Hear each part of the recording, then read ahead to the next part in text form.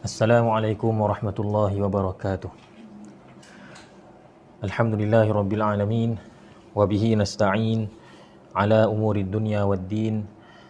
Wassalatu wassalamu ala sayyidina Muhammad asyrafil mursalin wa ala alihi wa sahbihi ajma'in.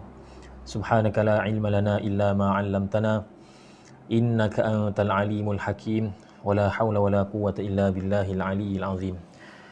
Alhamdulillah, kita syukur pada Allah Subhanahu Wa Taala pada hari ini, hari Jumaat, sama-sama dapat kita meneruskan kembali kuliah tafsir kita menerusi surah Al-Kahfi. Dan kita pada hari ini kita akan mulakan dengan ayat yang ke-54 insya-Allah. Seperti biasa, saya akan bacakan dahulu ayatnya dan kemudian kita akan lihat makna yang terkandung dalam ayat-ayat yang kita baca. A'udzu billahi minasy syaithanir rajim. Bismillahirrahmanirrahim. Walaqad sarrafna fi hadzal qur'ani lin-nasi min kulli mathal wa kana al-insanu aktsara syai'in jadala. وَمَا مَنَعَ النَّاسَ أَن يُؤْمِنُوا إِذْ جَاءَهُمُ الْهُدَى وَيَسْتَغْفِرُوا رَبَّهُمْ إِلَّا أَن تَأْتِيَهُمْ سُنَّةُ الْأَوَّلِينَ أَوْ يَأْتِيَهُمُ الْعَذَابُ قُبُلًا وَمَا نُرْسِلُ الْمُرْسَلِينَ إِلَّا مُبَشِّرِينَ وَمُنذِرِينَ وَيُجَادِلُ الَّذِينَ كَفَرُوا بِالْبَاطِلِ لِيُدْحِضُوا بِهِ الْحَقَّ وَاتَّخَذُوا آيَاتِي وَمَا أُنذِرُوا هُزُوًا. Sadaqallahul azim. Allah Subhanahu wa taala berfirman, walaqad sarrafna. Walaqad, dan demi sesungguhnya sarrafna, kami telah mengulang-ulang, fi hadzal Quran, dalam Quran ini, linnas, bagi manusia atau untuk manusia, min kulli mathal, daripada semua jenis mathal, iaitu misalan-misalan, contoh-contoh perumpamaan.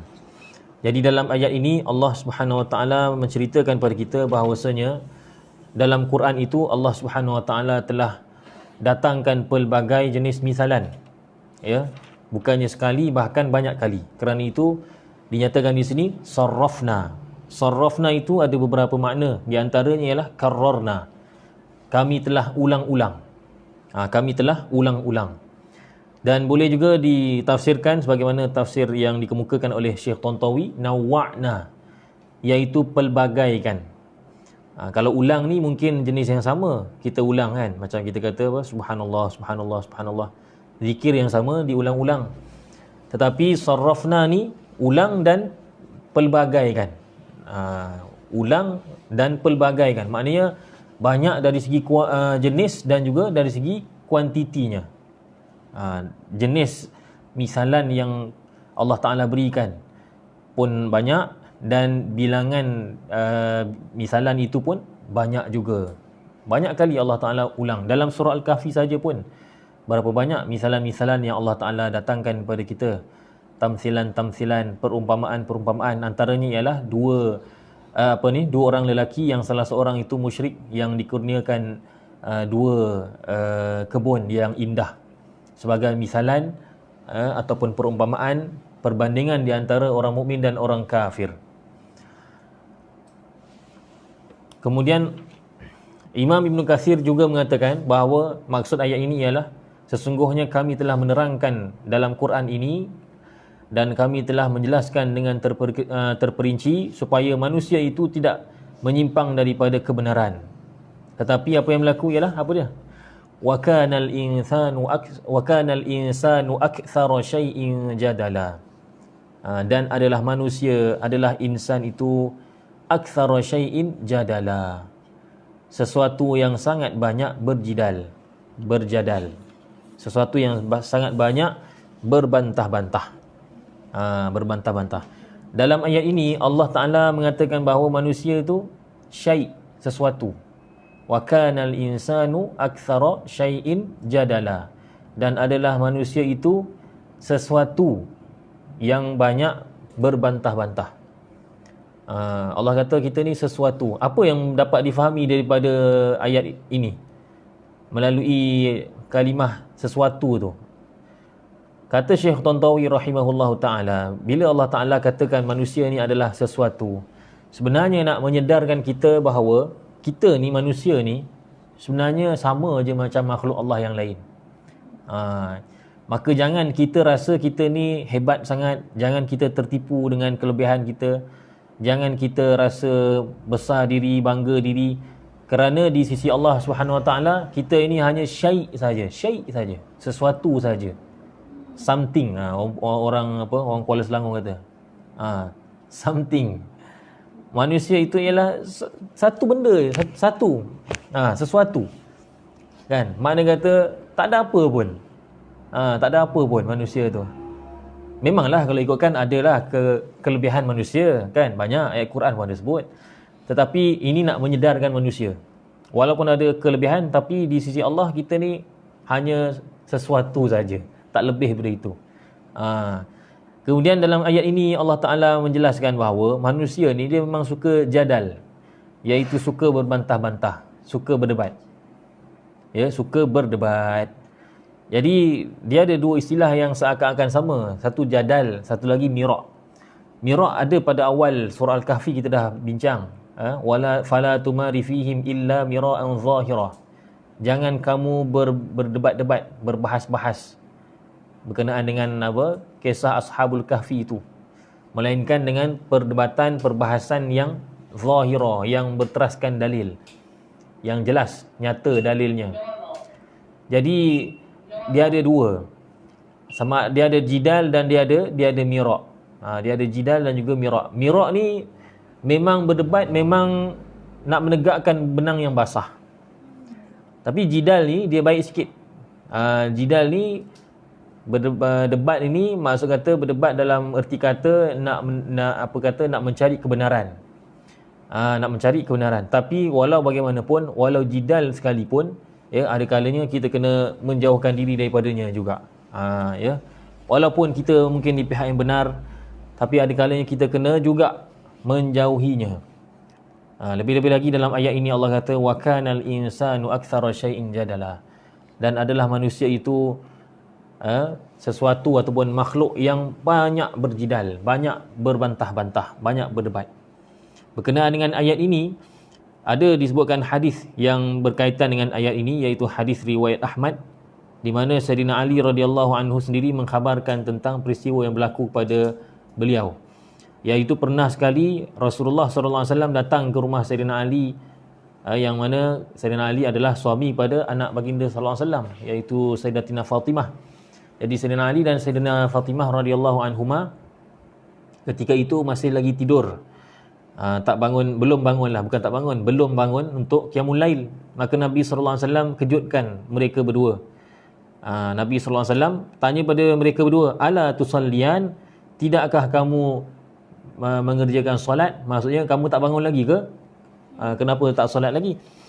Maka kata Sayyidina Ali ketika itu, dalam keadaan masih lagi ngantuk tu, Sayyidina Ali kata apa? Dia kata, wahai Rasulullah, kalau sekiranya innama anfusuna biyadillah, hanya saja jiwa kami ni, roh kami ni dalam kekuasaan Allah.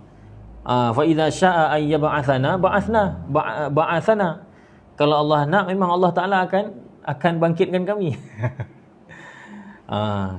Ini wallah inilah, kalau tanya saya kata mungkin waktu tu mengantuklah, Sayyidina Ali ngantuk, jawab dalam keadaan mengantuk. Kan? Takkanlah Sayyidina Ali jawab dalam keadaan sedar kan, macam tu kan. Rasulullah SAW tu, guru dia, bapa mertua lagi, Rasulullah lagi kan. Mungkin waktu ni yalah, dikejutkan tiba-tiba kan. Jadi dia kata, wahai Rasulullah, bukankah jiwa-jiwa kami ni, maksudnya roh-roh kami ni, ketika kita tidur kan, dipegang oleh Allah Ta'ala, dikawal oleh Allah Ta'ala kan. Dikuasai oleh Allah. Jadi kalau Allah Ta'ala nak kejutkan kami, memang dah lama Allah Ta'ala bangkitkan kami. Kalau dia nak, memang dah lama dah dia bangunkan kami. Maka Rasulullah SAW ketika itu bila dengar macam tu, Rasulullah SAW pun balik dalam keadaan pukul peha baginda macam tu. Dalam keadaan membaca ayat wa kanal insanu aktsara syai'in jadala. Manusia ni memang kuat betul berdebat. Banyak betul berdebat manusia ni kan. Jadi kisah ni bukanlah apa pun, nak bagi tahu bahawa itu memang sifat manusia, suka berbantah-bantah, suka berdebat ya. Jadi kalau sekiranya berdebat itu digunakan tempat yang elok, eloklah. Tapi sekiranya tempat tu tak elok, maka itu yang menjadi bahaya ya. Bahkan kaum yang banyak berdebat bersama sendiri, itu kata Nabi SAW, itu kaum itu sesat kan. Ma dhalla qaumun ba'da huda illa utu jadal. Kata Nabi sallallahu alaihi wasallam, tidak sesat suatu kaum selepas mereka mendapat hidayah, melainkan diberikan atau maknanya ditimpakan pada mereka sifat atau penyakit suka berdebat. Satu kaum tu setelah dia mendapat hidayah, maknanya setelah masuk Islam, kalau nak tengok kaum tu menjadi sesat, tengok adakah dia sudah terkena penyakit suka berdebat atau tidak. Kalau sudah terkena penyakit suka berdebat, kata Nabi SAW, itu dah sesat lah ya. Jadi itu kita kena ambil cakna perkara tu. Jangan semua perkara kita nak perdebatkan ya. Begitu juga Nabi SAW galakkan supaya kita menjauhi perdebatan walaupun kita di pihak yang benar. Kata Nabi SAW, man tarakal kadhib wa huwa kadhibun ataupun wa huwa kadhibun bunya lahu fi rabadil jannah. Sesiapa yang meninggalkan tipu, meninggalkan cakap bohong, sedangkan perbuatan itu atau perkataan bohong itu adalah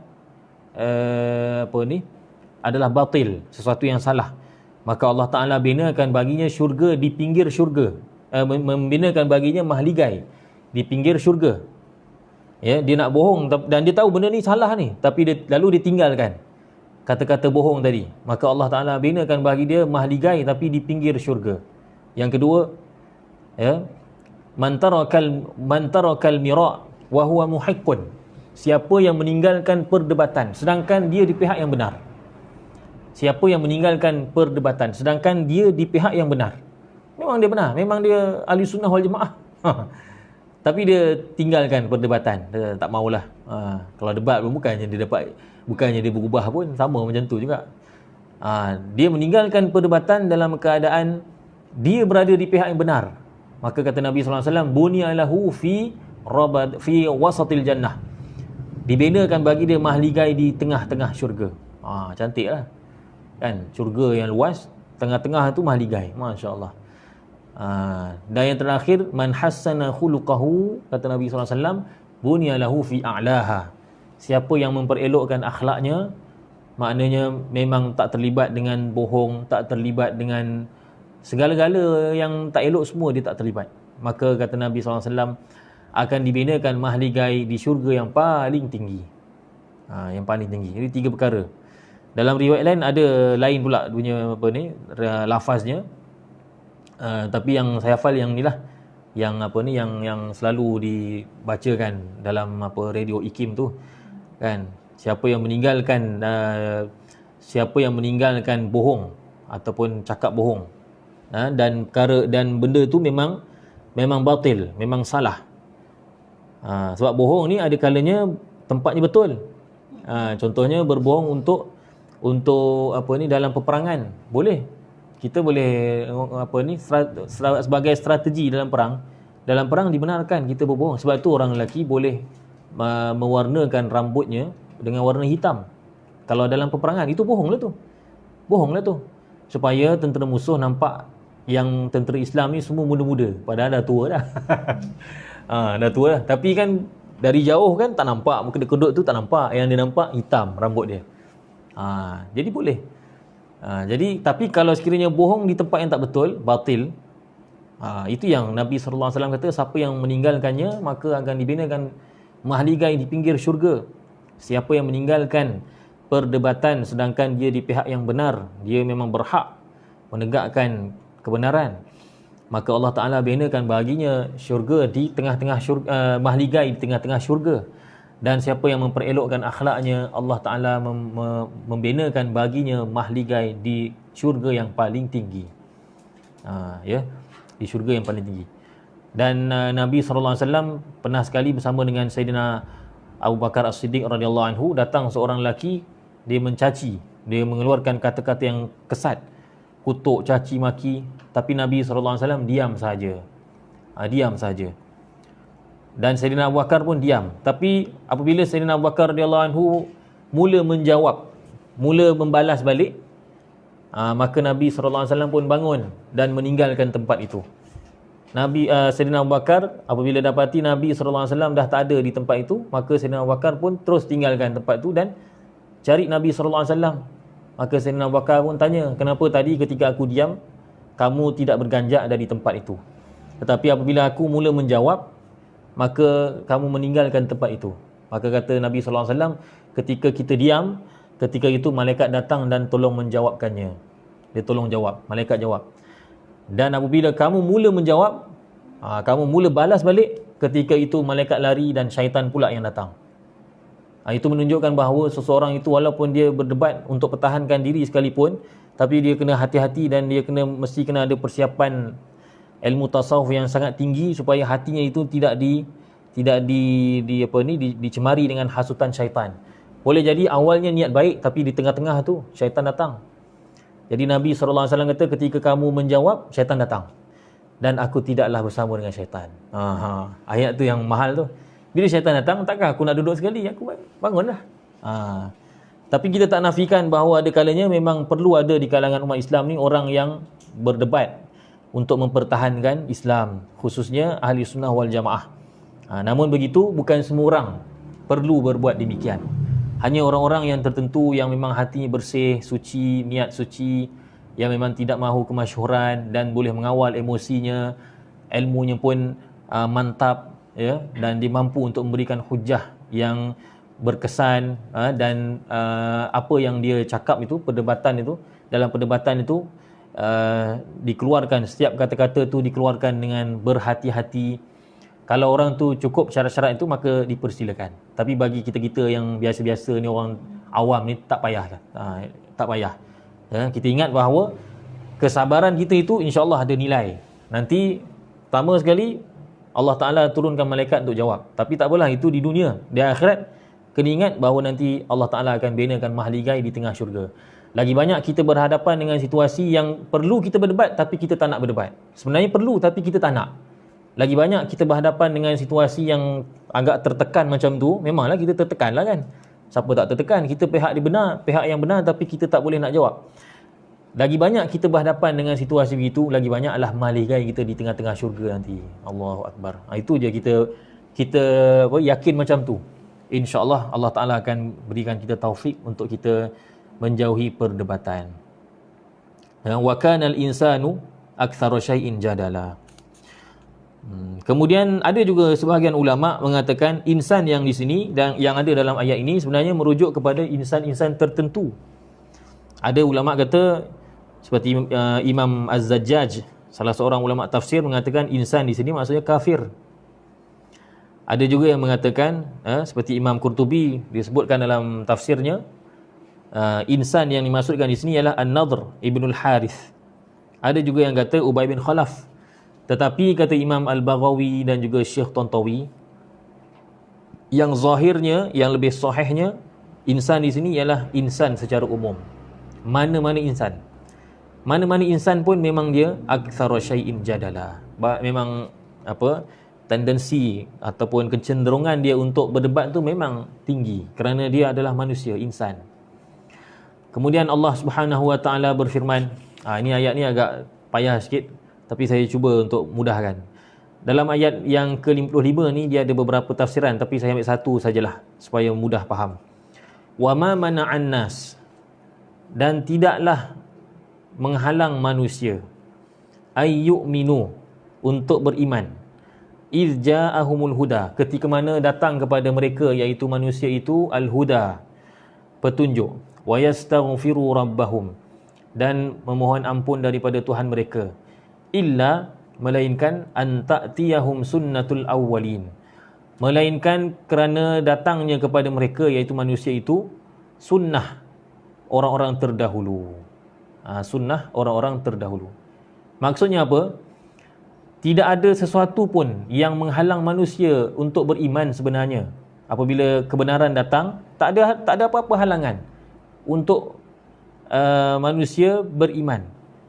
Kecuali hanya satu je halangan, benda yang menghalang manusia untuk beriman dan beristighfar kepada Tuhan mereka. Satu saja perkara yang penghalangnya ialah apa dia? Ialah kerana telah datang kepada mereka sunnatul awwalin. Perangai orang-orang terdahulu maksudnya. Sunnatul awwalin, sunnah orang-orang terdahulu itu maksudnya ialah perangai umat-umat terdahulu. Perangai umat-umat terdahulu tu telah datang pada mereka, telah meresap masuk ke dalam mereka. Itu saja. Itu saja yang menyebabkan manusia itu tak mahu beriman. Kalau ikutkan, tak ada apa pun. Sebab segala-galanya telah jelas. Dalil, hujah tentang kebenaran Islam itu sudah jelas. Tetapi satu saja benda yang menghalang mereka untuk beriman dan beristighfar kepada Allah, satu saja, iaitu sunnatul awwalin. Sunnah atau cara atau perangai orang-orang terdahulu. Apa dia perangainya? Degil. Sunnatul awwalin itu maksudnya kedegilan. Kedegilan orang-orang terdahulu. Perangai itu meresap masuk ke dalam manusia zaman Nabi SAW dan seterusnya lah. Perangai yang sama datang sebagaimana perangai umat terdahulu. Itulah dia yang menyebabkan mereka terhalang untuk beriman kepada Allah Subhanahu Wa Taala. Ya. Makna kata Islam tu memang dah jelas. Tapi sebab perangai tu, perangai dia jenis degil tu, tak apa ni? Orang Kedah kata apa? Ketegak. Makna kata memang degil, memang tetap nak mempertahankan benang yang basah. Itu sahaja yang menyebabkan mereka gagal untuk beriman. Au ya'tiyahumul azabu qubula, atau datang kepada mereka azab. Antara dua lah, sama ada kerana degil ataupun datang azab. Jadi maknanya azab datang sebelum mereka sempat beriman. Kalau dah azab datang, memang habis lah, tak sempatlah nak beriman. Antara dua sahaja, ya. Sama ada itu perangai orang terdahulu iaitu degil, ataupun azab datang dulu pada mereka. Bila azab datang dulu, siapa yang tak beriman maka habislah. Dia tak ada macam Firaun lah, Firaun. Dan bila nyawa dia sudah dikerongkong, walaupun dia kata dia beriman, dah sorry, minta maaf, memang tak boleh terima dah. Sebab sudah diturunkan azab. Ya. Jadi au ya'tiyahumul azabu qubula. Qubula itu banyak tafsiran. Punca berbezanya tafsir itu ialah berbezanya qiraat.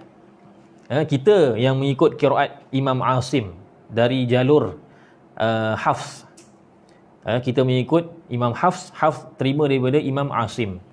Kita yang mengikut Imam Asim dan juga begitu juga dengan qiraat Imam Al-Kisai, Imam Hamzah, ya, kita semua membaca qubula. Betul ke? Betul lah. Qubula, Jadi kalau qubula, maka qubul itu maksudnya ia adalah jamak kepada qabil. Qabil, dan qabil itu bermaksud jenis. Jadi kalau kita baca qubula, maksud ayat ini ialah au ya'tiyahumul azabu qubula, atau datang kepada mereka azab yang pelbagai jenis. Datang kepada mereka azab yang pelbagai jenis. Tetapi kalau mengikut qiraat yang lain, ramai ulama lain qiraat yang baca qibala. Kalau qibala, maka bermaksud berdepan. Berdepan. Seperti mana yang ditafsirkan oleh Ibnu Abbas. Ibnu Abbas kata qibala maksudnya ialah berdepan. Maksudnya apa kalau kita ambil daripada awal tadi? Au ya'tiyahumul azabu qibala. Maksudnya atau datang kepada mereka azab depan-depan mereka. Azab tu memang datang depan-depan mereka, bukan dari belakang, memang depan-depan nampak. Azab tu datang kepada mereka. Datang kepada mereka azab secara berhadapan. Itu bahasa yang inilah yang lebih teratur. Ada juga sebahagian ulama seperti Imam Mujahid menafsirkan, ya, ayat ini qibala ataupun qubula itu bermaksud faj'ah, iaitu datang secara tiba-tiba. Jadi ada 3 tafsiran lah. Sama ada maksudnya datang dengan pelbagai jenis azab, atau datang berhadapan dengan mereka, atau datang secara tiba-tiba. Kemudian Allah Subhanahu wa taala berfirman, "Wa ma nursilul mursalina illa mubasysyirin wa munzirin." Dan tidaklah kami mengutuskan para rasul melainkan sebagai pemberi berita gembira dan pemberi amaran, ancaman. Jadi tugas para rasul tu 2, bukan sahaja memberikan berita gembira, syurga, pahala. Tak. Para rasul juga mengingatkan manusia tentang azab, dosa, neraka. Dua-dua sekali. Barulah seimbang. Sebab manusia ni kalau diberikan berita gembira sahaja, maka akhirnya manusia ni akan leka. Dia akan terlalu bersangka baik. Terlalu bersangka baik. Masa hadapannya di akhirat tu, insya-Allah masuk syurga. Macam tu. Dan kalau diberikan ancaman, takut sangat pula. Tak boleh hidup kat dunia ni, langsung tak nak keluar rumah, takut nanti buat dosa. Jadi akhirnya terbantutlah usaha manusia untuk memakmurkan dunia ni, nak membina tamadun dan sebagainya, memang tak terbina lah sebab terlalu takut. Jadi 2 fungsi para rasul, iaitu mubasysyirin wa munzirin, memberikan berita gembira dan memberikan ancaman, mengingatkan kita kepada ancaman. Wa yujadilul ladzi, ni apabila telah diutuskan rasul, masalahnya pula orang-orang kafir, mereka ni tetap berbantah. Wa yujadilul ladzina kafaru, dan orang-orang kafir pula mereka berjidal, mereka berbantah, mereka berdebat bil batil, dengan batil. Berdebat dengan batil, maknanya dah tahu benda tu salah, tapi masih lagi mereka menegakkan benang yang basah. Wa yujadilul ladzina kafaru bil batil. Sebab tu Imam Malik kata apa? Berdebat ni kata Imam Malik, berdebat ni ada 2 kesan. Pertama ialah mengeraskan hati. Yang kedua ialah menambahkan sifat hasad dengki. 2. Dan betul, memang betul. Yalah, kita pun, saya lah kan, masa zaman muda dulu, memang masa awal-awal masa zaman belajar dulu kan, memang kita pun suka juga berdebat. Jadi kita akan rasa dengki bila kita nampak orang lebih suka dengan lawan kita. Oh, dia ni bagus lah kan, pandai cakap tu kan. Jadi kita akan rasa dengki dengan dia. Kenapa bukan aku, dia kata. Habislah kita rosak. Hatta walaupun kita di pihak yang benar pun, tapi kalau kita rasa macam tu, ada perasaan kenapa bukan aku yang dipandang, habislah. Hati kita rosak. Ada sifat dengki pada orang. Ditambah pula kalau sekiranya sifat dengki itu dimasukkan dalam hujah perdebatan kita, maka kita akan cari pula kesalahan pihak lawan itu yang berbentuk kesalahan individu, peribadi. Kita usik peribadi dia. Kita kata dia ni bukannya elok sangat pun, dia dulu masa belajar tu macam ni. Padahal itu kesalahan peribadi dia, bukannya kita nak betulkan fahaman, asalnya niat begitulah. Tapi lama-lama dia membawa kepada kita mencari kesalahan yang tak ada kena-mena pun dengan topik perdebatan tu. Jadi semoga Allah Ta'ala ampunkan saya lah, kan, waktu zaman ini, zaman-zaman dulu. Jadi orang-orang kafir begitu, mereka berdebat dengan batil. Tujuannya apa? Liyudhidu bihil haqq. Kalau susah faham, bihi tu letak depan, supaya dengannya tu apa? Dengan perdebatan secara batil itu, dengan tu letak depan, dengannya iaitu dengan perdebatan secara batil itu, yudhidu, mereka dapat menggelincirkan al-haq, kebenaran. Menggelincirkan ni maknanya menghapuskanlah. Liyudhidu itu asal perkataannya adalah al-had, al-dahdu, bukan al-had, ad-dahdu. Ad-dahdu tu maksud asalnya ialah tanah yang licin. Tanah yang licin, yang kalau kita pijak kita akan tergelincir. Jadi yudhidu maksudnya ialah menggelincirkan kebenaran. Maknanya menyebabkan kebenaran itu jatuh, tersungkur. Itulah perangai orang kafir. Mereka menjadikan alasan-alasan yang batil, hujah-hujah yang batil, mereka jadikan itu sebagai alasan dan hujah mereka untuk menggelincirkan, maknanya menghapuskan kebenaran. Ya. Kemudian Allah Ta'ala ceritakan lagi tentang sifat orang kafir, wattakhadhu ayati wama unziru huzwa. Dan mereka, iaitu orang-orang kafir, telah mengambil ayat-ayat kami. Ayat-ayat kami ini ada beberapa tafsiran. Ada yang mengatakan maksudnya ialah mukjizat. Dan ada juga yang mengatakan bahawa ayat-ayat di sini maksudnya ialah Al-Quran. Tetapi kalau Syekh Tontawi rahimahullah, dia ambil yang pertama, iaitu mukjizat. Sebab Al-Quran juga adalah mukjizat. Al-Quran juga adalah mukjizat. Jadi itu lebih merangkumi kesemuanya. Maka orang-orang kafir itu mengambil mukjizat-mukjizat yang kami bagi kepada para rasul, wama unziru, dan apa yang mereka diberikan peringatan, iaitu Al-Quran. Sebagai apa diambil? Bukan ambil sebab nak amal, huzwa, sebagai bahan senda gurau. Maknanya mereka mempersendakan mukjizat-mukjizat para rasul dan juga kitab yang diturunkan pada mereka. Yang mereka mempersendakan, mengolok-olokkan, mentertawakan dan sebagainya. Wal'iyadzubillah. Sebab itu kita bila dengar Al-Quran, kita terus terus kita terima bulat-bulat. Jangan kita bertikai, jangan kita gelakkan, tak boleh. Jangan kita gelakkan. Kalau kita tak faham maknanya, maka kita rujuk pada alim ulama yang akan menjelaskan makna sebenar pada kita.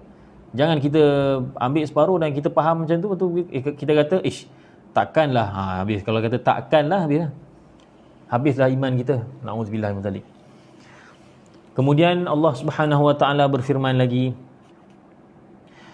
وَمَنْ أَظْلَمُ مِمَّنْ ذُكِّرَ بِآيَاتِ رَبِّهِ فَأَعْرَضَ عَنْهَا وَنَسِيَ مَا قَدَّمَتْ يَدَاهُ إِنَّا جَعَلْنَا عَلَى قُلُوبِهِمْ أَكِنَّةً أَنْ يَفْقَهُوهُ وَفِي آذَانِهِمْ وَقْرًا وَإِنْ تَدْعُهُمْ إِلَى الْهُدَى فَلَنْ يَهْتَدُوا إِذًا أَبَدًا. Dan siapakah yang lebih zalim daripada orang yang zukira, diperingatkan bi ayati rabbih, dengan ayat-ayat Allah Ta'ala, dengan ayat-ayat Tuhannya, diperingatkan tentang ayat Allah, fa'arada anha, lalu dia berpaling daripadanya, berpaling daripada ayat-ayat Allah, wa nasiya ma qaddamat yadah, dan dia nasiya, lupa, melupakan, ma qaddamat, apa yang dikedepankan, maknanya dipersembahkan, dilakukan oleh yadahu, kedua tangannya. Jadi di sini nampak macam pertanyaan, tetapi kita pernah sebut berkali-kali sebelum ni, ya, pertanyaan dalam Quran itu kadang-kadang bukan nak jawapan, tapi dia ada makna tertentu. Jadi pertanyaan di sini, kata Syekh Tontawi, dia adalah nafi dan juga ingkar. Maknanya Allah kata tidak. Siapa tu, man tu tukar pada tidak, kalau kita nak mudah faham. Tidak ada orang yang lebih zalim, begitu, daripada orang yang diperingatkan ayat-ayat Allah, lalu dia berpaling daripadanya dan dia melupakan apa yang dilakukan oleh tangannya sendiri. Ataupun ingkar. Maknanya Allah Ta'ala menyatakan bahawa perkara ni adalah perkara yang tak elok. Melupakan ayat Allah, berpaling daripada ayat Allah apabila diperingatkan. Jadi inilah sifat orang-orang kafir.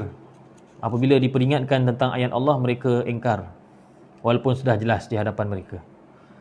Kemudian Allah Ta'ala menyatakan, ya, apa yang berlaku pada hati mereka sebenarnya ialah hati mereka tu sudah tertutup. Inna ja'alna, sesungguhnya kami menjadikan, ala qulubihim, di atas hati-hati mereka, akinnah. Akinnah ni jamak pada kinan, iaitu penutup.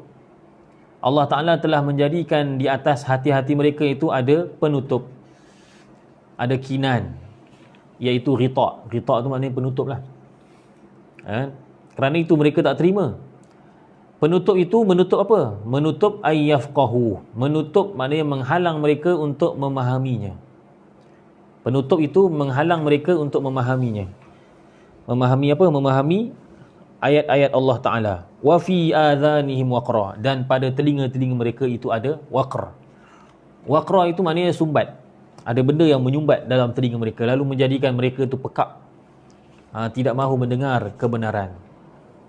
Wa in tad'uhum ilal huda, dan jika kamu wahai Muhammad sallallahu alaihi wasallam tad'uhum, mengajak mereka, menyeru mereka kepada huda, kepada kebenaran, kepada petunjuk, falayahtadu idzan abada, lalu mereka sekali-kali tidak mendapat hidayah.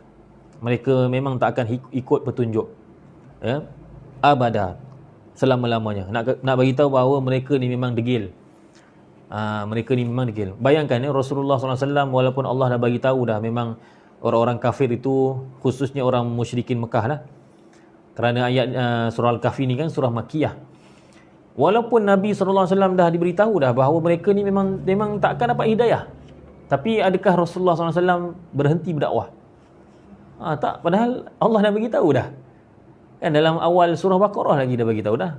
Innal ladzina kafaru sawa'un 'alaihim a anzartahum am lam tunzirhum la yu'minun. Sesungguhnya orang kafir sama sahaja bagi mereka, sama ada kamu memberikan peringatan atau tidak bagi peringatan pada mereka, la yu'minun, mereka tak beriman.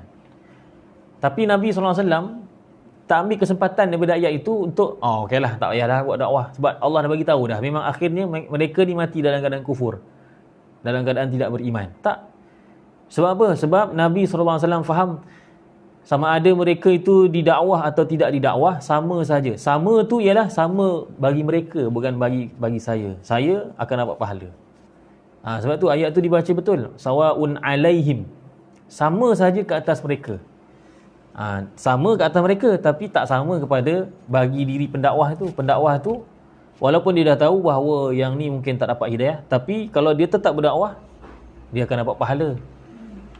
Jadi yang dikatakan sama tu ialah keadaan si kafir tadi. Tetapi bagi pendakwah tak sama. Meninggalkan dakwah dan meneruskan dakwah tak sama. Meninggalkan dakwah rugi. Meneruskan dakwah ada keuntungan, dapat pahala.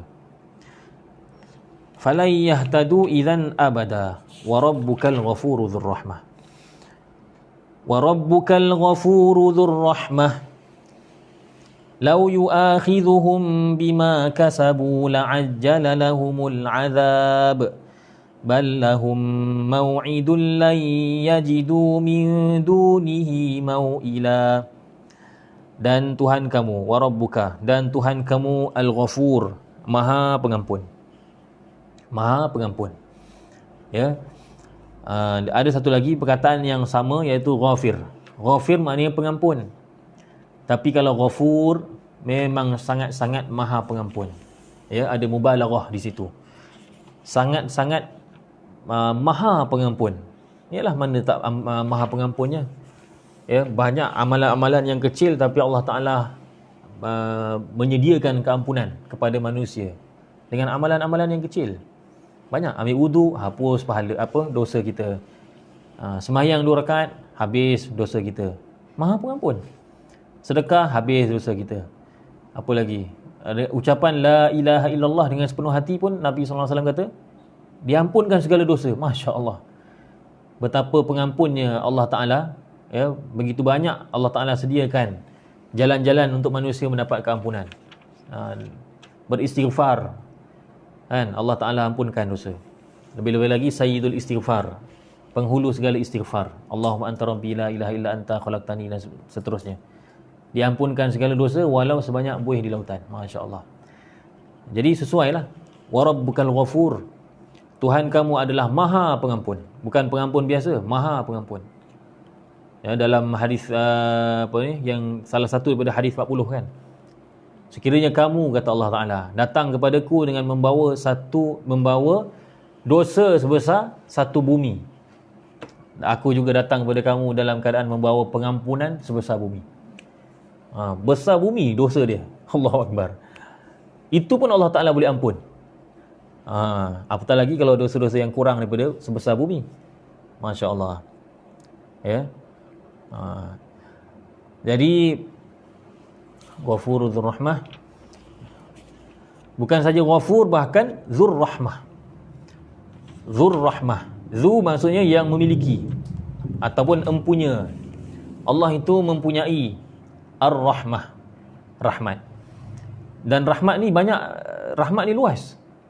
Rahmat ni banyak tafsiran. Imam Ar-Razi, ya, Fakhruddin Ar-Razi, Imam Al-Qurtubi dan lain-lain, mereka telah menyimpulkan tafsiran-tafsiran tentang Dzur Rahmah itu, akhirnya dapatlah 4 tafsiran. Ni dia dah buat kesimpulan siap-siap. Pertama, maksud Dzur Rahmah itu ditafsirkan sebagai kemaafan. Jadi Ghafur itu pengampunan, Al-Afu kemaafan. Dzur Rahmah maksudnya Dzul Afu, memiliki kemaafan. Tafsiran kedua mengatakan rahmah di sini maksudnya ialah thawab, iaitu pahala. Pahala ialah sebab kemaafan dengan keampunan kan lebih kurang. Jadi ada juga ulama menafsirkan bahawa rahmah di sini ialah mestilah yang lain daripada kemaafan, iaitu thawab, pahala. Dia kata rahmah di sini maknanya thawab, pahala. Yang ketiga mengatakan bahawa dzun ni'mah. Rahmah di sini maksudnya yang memiliki nikmat. Yang memiliki nikmat. Ya. Dan yang keempat mengatakan rahmah di sini maksudnya ialah huda, iaitu petunjuk. Kalau kita tengok ayat-ayat sebelum ni pun memang banyak kali disebut huda, huda, huda kan. Idh ja'ahumul huda sekali. Kemudian wa in tad'uhum ilal huda 2 kali. Sebelum-sebelum ni pun ada. Jadi kenapa tidak Dzur Rahmah itu kita tafsirkan sebagai huda? Boleh juga. Itulah 4 pendapat ataupun 4 tafsiran. Sama ada rahmah di situ maksudnya ialah kemaafan atau pahala atau nikmat atau huda, iaitu petunjuk. Mana-mana pun betul lah, ya, kerana rahmah itu luas. Lau yu'akhidhuhum bima kasabu, lau yu'akhidhuhum, kalaulah Allah Ta'ala mahu menyeksa mereka, mengazab mereka. Lau yu'akhidhuhum, kalau Allah Ta'ala mahu membalas mereka, mengazab mereka, menyeksa mereka, bima kasabu, dengan sebab apa yang mereka kerjakan, la'ajjala lahumul azab. Lam kalau pendek macam tu, dia maksudnya apa? Pastilah, tentulah, mestilah. Pastilah kami telah mempercepatkan bagi mereka azab. Allah kata, kami ni, kalau kami nak betul-betul nak menyeksa mereka ni, kalau kami ni kemaruk sangatlah nak mengazab manusia, dah lama kami mempercepatkan azab. Sekali je Firaun kata dia Tuhan, kepada Tuhan yang tertinggi, dan tu juga kami boleh seksa, kami boleh balas. Kalau kami ni, kata Allah Ta'ala, kalau Allah Ta'ala itu memang nak mengazab manusia. Tetapi apa yang berlaku ialah ballahum mau'idun. Tetapi bagi mereka itu ada mau'id, iaitu satu temu janji. Bukan temu janjilah, temu janji ni istilah yang mudah faham lah. Maksudnya satu masa yang ditentukan. La yajidu min dunihi mau'ila. Ya, yang mana mereka sama sekali tidak akan dapat selain daripadanya, iaitu selain daripada Allah, sebagai tempat mau'ilah, tempat berlindung. Mau'ilah maksudnya ialah tempat berlindung. Maksudnya Allah nak bagi tahu, Allah ni, kalau Allah Ta'ala ni memang nak mengazab manusia, memang dah lama dah Allah azab dengan segera. Buat salah aja terus kena azab. Buat salah aja terus kena petir, contohnya. Engkar saja terus Allah Ta'ala perintahkan bumi untuk telan manusia. Tapi Allah tak buat macam tu. Allah tangguhkan sampailah masa di akhirat nanti. Waktu tu memang tidak ada lagi tempat untuk lari. Ya, memang tidak ada lagi tempat untuk berlindung. Mau'ilah. Kemudian Allah Ta'ala ingatkan kepada kita bahawasanya umat-umat terdahulu mereka yang engkar telah dibinasakan oleh Allah Ta'ala. Maka jangan kita ikut mereka. Watilkal qura ahlaknahum, dan tilka itu sebab umat-umat tu jauh daripada kita, kan, jauh lama dulu, sebab tu dipanggil tilka. Watilkal qura, dan kampung-kampung itu, ahlaknahum, kami telah binasakan mereka. Jadi qura di sini maksudnya ialah bukan kampung tu, bukan bangunan-bangunannya, tapi penduduknya. Watilka al-qura, maksudnya orang yang ada dalam qura itu, dalam qaryah-qaryah itu. Allah kata kami telah membinasakan mereka. Jadi kampung yang mana yang Allah Ta'ala maksudkan? Penduduk siapa? Mana yang Allah Ta'ala maksudkan? Ramai di kalangan ulama tafsir mengatakan bahawa qura ataupun qaryah-qaryah, kampung-kampung, tempat-tempat yang Allah Ta'ala binasakan, yang Allah Ta'ala nyatakan dalam ayat ini merujuk kepada kaum-kaum terdahulu, iaitu kaum Nabi Nuh, kaum Nabi Hud, kaum Nabi Saleh dan sebagainya. Ya. Mereka ini telah tempat-tempat mereka telah dibinasakan oleh Allah lamma zalamu, ketika mana mereka zalamu, ketika mana mereka melakukan kezaliman.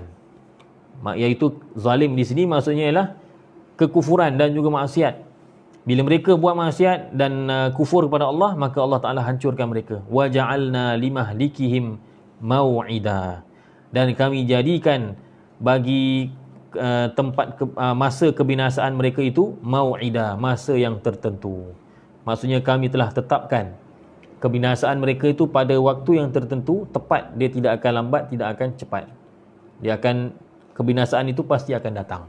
Jadi kalau qiraat kita membaca limahlikihim, mahlik itu ialah isim zaman, masa halak, masa binasa, masa kebinasaan.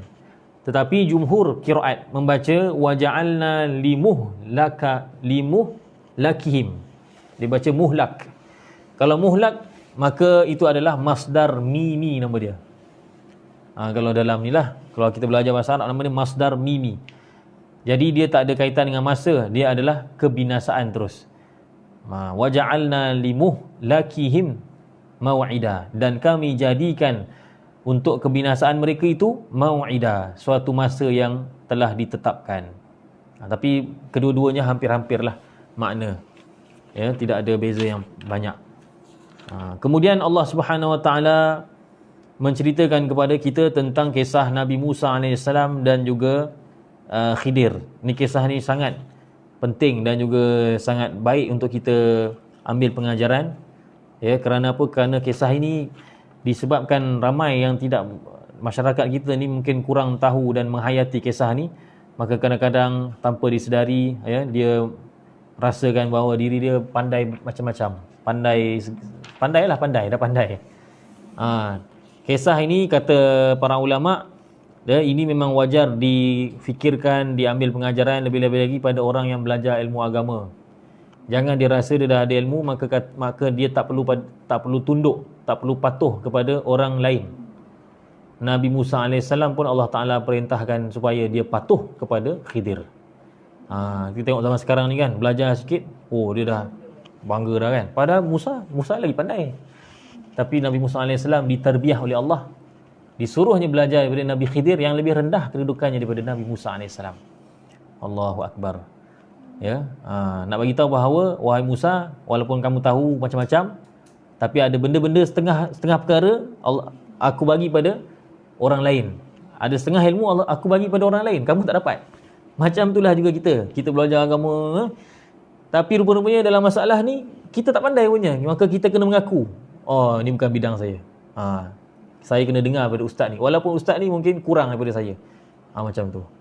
Ya, ni insya-Allah nanti kita akan bicarakan pada kuliah akan datang, sekiranya ada dipanjangkan umur insya-Allah, mudah-mudahan dapat kita sambung lagi. Mudah-mudahan dapat kita menghabiskan surah Al-Kahfi ini yang panjang perjalanannya dan banyak perbahasannya, ya, dan mudah-mudahan apa yang kita telah bincangkan dari awal sehinggalah yang hari ini dapat kita ambil iktibar, pengajaran kita amal dan kita sampaikan insya-Allah. Mudah-mudahan bertemu lagi pada masa akan datang. Yang baik datang pada Allah Ta'ala. Sekiranya ada kekurangan, itu adalah sifat manusiawi yang ada pada diri saya.